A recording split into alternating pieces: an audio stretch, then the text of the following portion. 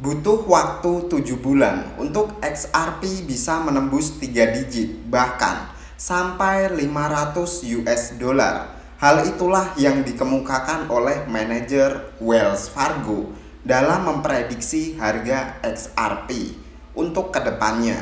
Benarkah hal tersebut bisa terjadi? Masih realistiskah hal itu? Pada kesempatan kali ini, Uang Receh akan mengupas hal tersebut. Jadi simak sampai akhir ya.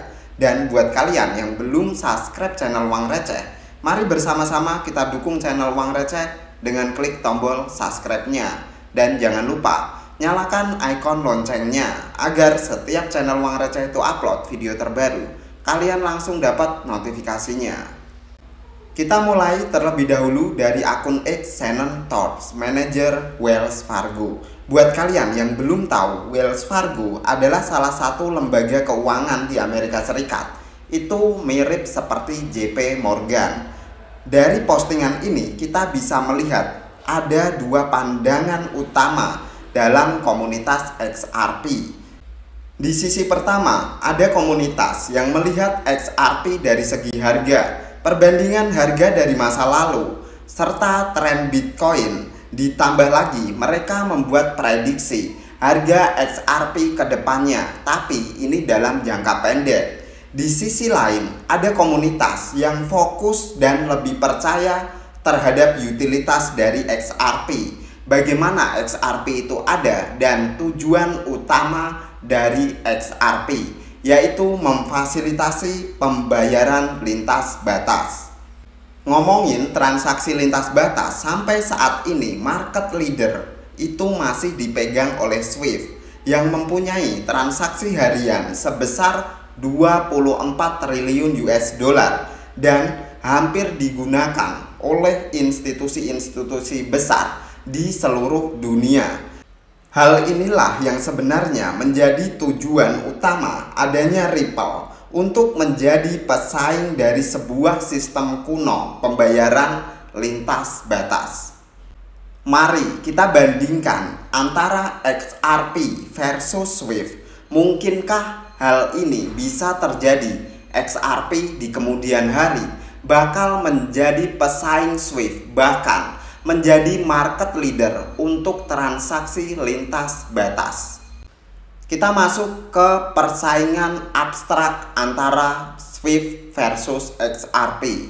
Teknologi blockchain mengubah sistem keuangan tradisional. Industri pengiriman uang lintas negara berada di persimpangan jalan yang penuh tantangan. Sistem Swift tradisional menghadapi pendatang baru seperti sistem Ripple yang didasarkan pada teknologi blockchain dengan token kriptonya sendiri. Makalah ini melakukan analisis SWOT pada kedua teknologi tersebut untuk mengetahui apakah teknologi blockchain mempunyai potensi untuk mentransformasi industri tradisional dan bagaimana hal ini mungkin terjadi. Kami menyimpulkan bahwa Ripple memiliki semua keunggulan dibanding Swift. Meskipun ada beberapa masalah kecil, dalam jangka pendek Swift akan tetap memimpin pasar, tapi tidak dengan jangka panjang. Kemungkinan besar XRP akan mengambil alih jika tetap konsisten dalam transaksi. Dan hal ini mungkin membutuhkan waktu 5-10 tahun ke depan. Nah teman-teman, ini adalah sistem Swift dalam melakukan pembayaran lintas negara, di mana Swift itu bekerja sama dengan institusi-institusi perbankan besar di seluruh dunia dalam mengatur transaksi keuangan lintas batas. Dan kalau kita tilik SWOT dari Swift, kita bisa menyimpulkan strength dari Swift yang pertama adalah Universal Standard Swift Code, di mana di seluruh dunia itu setiap perbankan pasti punya yang namanya Swift Code untuk memfasilitasi pembayaran lintas batas. Selain itu, operasi dari Swift ini tergolong simpel dan keamanannya juga terbilang cukup tinggi. Selain dari sisi strength, untuk sisi weakness-nya, settlement itu membutuhkan waktu beberapa hari dan transaksi cost di Swift itu terbilang cukup mahal. Opportunity dari Swift ini adalah untuk embracing new technology, dan yang kedua adalah potential merger of acquisition.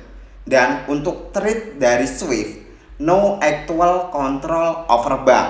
Nah, di sini kita bisa menyimpulkan teman-teman, transaksi sampai saat ini yang dikendalikan oleh Swift itu terkenal mahal, tapi keamanannya bisa dijamin karena bekerja sama dengan liquidity provider atau lembaga keuangan besar seperti bank-bank di seluruh negara. Dan selain itu, Swift tergolong mudah secara operasionalnya. Kita bandingkan dengan SWOT dari XRP. Keunggulan dari jaringan pembayaran lintas batas XRP adalah fee yang cukup murah, hanya sekitar 0,01 per transaksi teman-teman. Selain itu, XRP bisa digunakan 24 jam full dalam 7 hari dan 365 hari. Artinya XRP tidak mengenal hari libur. Selain itu, real time transaksi di XRP dan settlement instan itu langsung dilakukan di hari yang sama. Itu menjadi kelebihan XRP yang jauh mengungguli Swift. Selain itu, kita akan mencoba lihat dari sisi weakness XRP. XRP is controlled by company. Oversupply of XRP and potential higher cost. Nah, kekurangannya adalah XRP itu dikontrol oleh satu institusi. Pada saat ini, kita melihat Ripple adalah satu institusi yang mengontrol hampir 60% dari total supply XRP. Total supply dari XRP, kalau kita tahu teman-teman, itu kurang lebih ada 100 miliar token. 60%-nya itu berada di Ripple Labs dan 40% sisanya itu berada di pasaran. Artinya sampai saat ini Ripple Labs itu masih menguasai hampir mayoritas dari kebanyakan XRP yang nantinya bakal tercipta. Selain itu, dari segi opportunity kita bisa melihat revolution global remittance industry, potensial as a centralized currency. Di sini kita bisa menyimpulkan, jika prediksi XRP memang bisa ke 500 US dollar menurut uang receh, bisa saja terjadi tapi tidak dalam waktu dekat. Mungkin butuh sekitar 5-10 tahun untuk bisa melihat hal tersebut. Dan jika hal itu terjadi, mungkin XRP tidak akan lagi diperdagangkan di exchange, karena kita sama-sama tahu XRP akan jadi barang yang cukup penting atau komoditi penting untuk menjaga transaksi agar tetap liquid atau liquidity strength. Dan hanya institusi-institusi besar yang akan punya XRP. Di sini yang dimaksudkan adalah perbankan-perbankan yang cukup besar.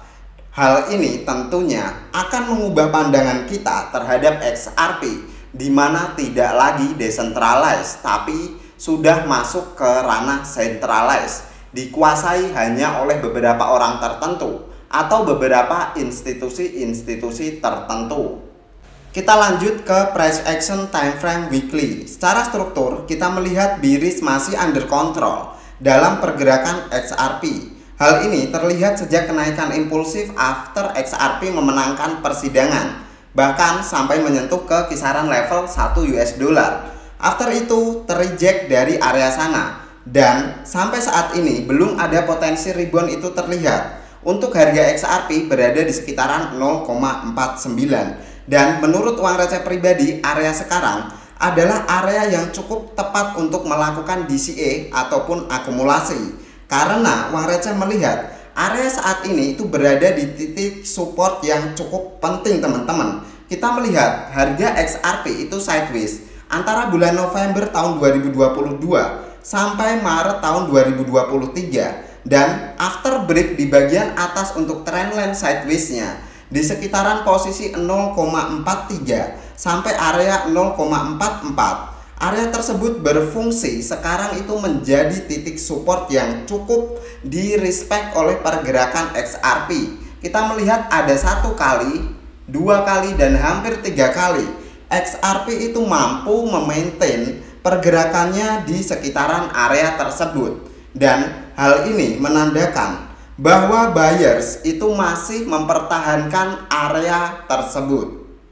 Nah, untuk melihat potensi bull kembali terlihat dalam jangka pendek, kita perlu melihat XRP setidaknya break dari posisi 0,57 sampai area 0,58, di mana level ini merupakan level SNR dari pergerakan sebelumnya. Kita melihat ada 1 kali itu berubah menjadi support, dan after itu area itu berfungsi sebagai resisten. Dan sekarang kita melihat area tersebut juga berpotensiali menjadi resisten. Artinya kita harus break terlebih dahulu sekitaran area 0,57 sampai 0,58 untuk melihat XRP kembali nanjak teman-teman. Dan menurut uang receh pribadi, kita perlu konsentrasi terhadap hal tersebut. Kita nggak usah muluk-muluk melihat XRP masuk ke 500 US dollar atau bahkan menyentuh 100 US dollar. Kita harus melihat apakah XRP kembali mampu untuk reclaim area 1 dolar terlebih dahulu. Kalau XRP ke 1 dolar saja tidak mampu, kemungkinan besar XRP juga tidak akan kemana-mana, bahkan menyentuh ke kisaran 100 atau mungkin 500 US dollar. Tapi di luar itu semua, uang receh kembali berpendapat di dunia cryptocurrency tidak ada yang tidak mungkin. Kalau hal ini benar bisa terjadi dan SWIFT itu akan tersaingi oleh XRP di kemudian hari, tidak menutup kemungkinan untuk XRP bisa masuk ke 500 US dollar. Tapi pertanyaannya, apakah kita masih mempunyai XRP pada saat itu?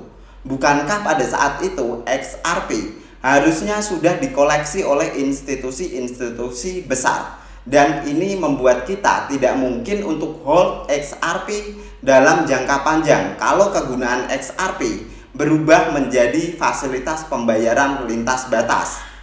Sekian dulu untuk video uang receh pada kesempatan kali ini. Buat kalian yang tertarik bisa dibantu like, bisa dibantu subscribe, dan infokan share ke teman kalian. Thank you for watching till the end. See you on the next video.